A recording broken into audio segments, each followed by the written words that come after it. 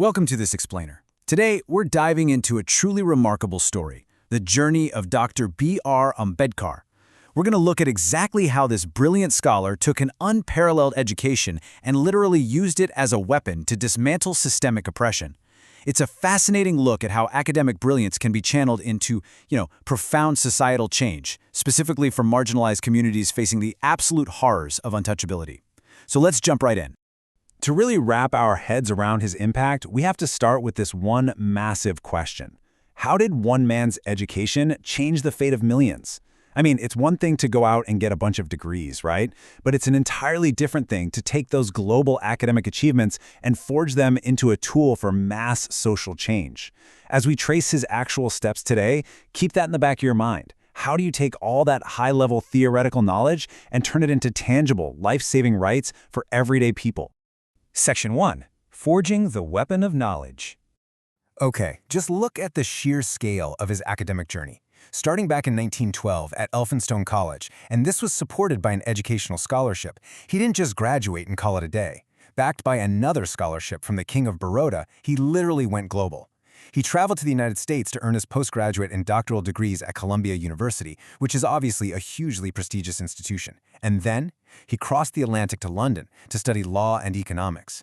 This wasn't just learning for fun. He was actively gathering this incredibly diverse toolkit of legal, economic, and sociological frameworks from some of the highest institutions in the world. So what exactly do you do with all those global perspectives? Well, in 1916, at an international anthropology conference, he didn't just sit in the audience taking notes. He presented a completely groundbreaking research paper called Castes in India. This was a massive milestone. He was taking these deeply entrenched, oppressive social structures from his home country and putting them under a microscope using rigorous academic scrutiny right in front of an international audience. Basically, he was defining the problem on a global stage. But here's the crucial pivot. How does a highly decorated scholar, someone with all these global accolades, actually apply that expertise to the grim reality back home? Because let's be real, intellectual frameworks are great, but they don't just automatically dismantle systemic oppression all on their own. He had to figure out how to bridge that massive gap between high-level academia and actual grassroots suffering. Let's see how he made that transition. Section 2. First Voice for Rights. Because of his immense expertise and his crystal-clear understanding of Indian society, he was invited to the Southborough Committee. Now, this committee had a huge task on its hands. They were gathering information to figure out voting rights, age limits, and the actual qualifications for Indian voters. It was a foundational moment for shaping the future of political representation in India. And Dr. Ambedkar, he had a seat right at the table to consult on these critical democratic issues. And when he got before this committee, he laid out demands that were just absolutely airtight.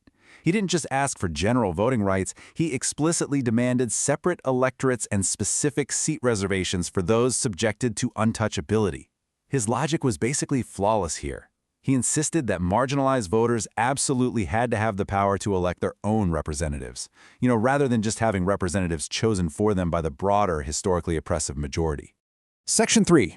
Organizations and Moral Struggles. Now, having clearly articulated what was politically necessary for justice, he knew he couldn't just rely on committees. So first he wielded his pen. He launched a journal called Muk Nayak, which literally translates to Leader of the Voiceless. And this wasn't just some publication, it was a megaphone. He used Muk Nayak to publicly express his views, to give voice to the struggles of people who had literally been silenced for centuries, and to build a really powerful intellectual counter-narrative against oppression. Notice this incredible 1-2 punch he uses here. While the journal Muk Nayak was raising critical awareness, he knew words alone wouldn't cut it. So, at the same time, he founded the Bahishkrit Hitakarni Sabha.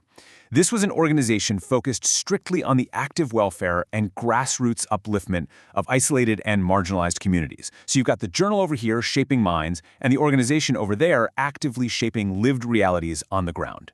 And that brings us to his third strategy, direct action. He initiated the Mahar Satyagraha. Now we're stepping away from abstract political theory here. This was about the absolute most fundamental of human needs. He led this movement to physically reclaim the basic rights of marginalized people to access public water sources, specifically public tanks and wells. It was this bold, highly visible confrontation of the cruelties of untouchability. He was showing the world that basic human rights sometimes have to be actively, physically reclaimed. Section 4.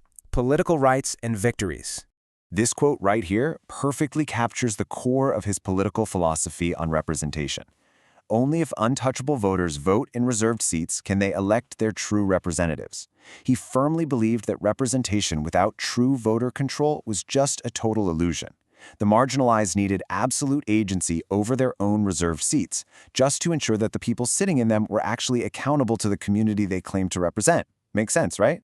And this multifaceted approach, it actually worked. It created a real-world outcome.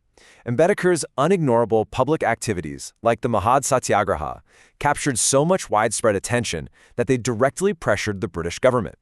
This led them to officially announce the Communal Award in 1932, which allocated the separate electorates and the representation he had been fighting so fiercely for. So, we've just seen how Dr. Ambedkar took this incredible global education and successfully transformed it into a powerful weapon for mass social justice, elevating the voices of the isolated and the oppressed. As we wrap up this explainer, I want to leave you with a thought, a challenge, really, reflecting on how one man turned his education into a literal tool for liberation. Ask yourself, how are you using your own learning to make a difference today? Thanks so much for exploring this fascinating journey with me. Keep learning and keep asking the big questions.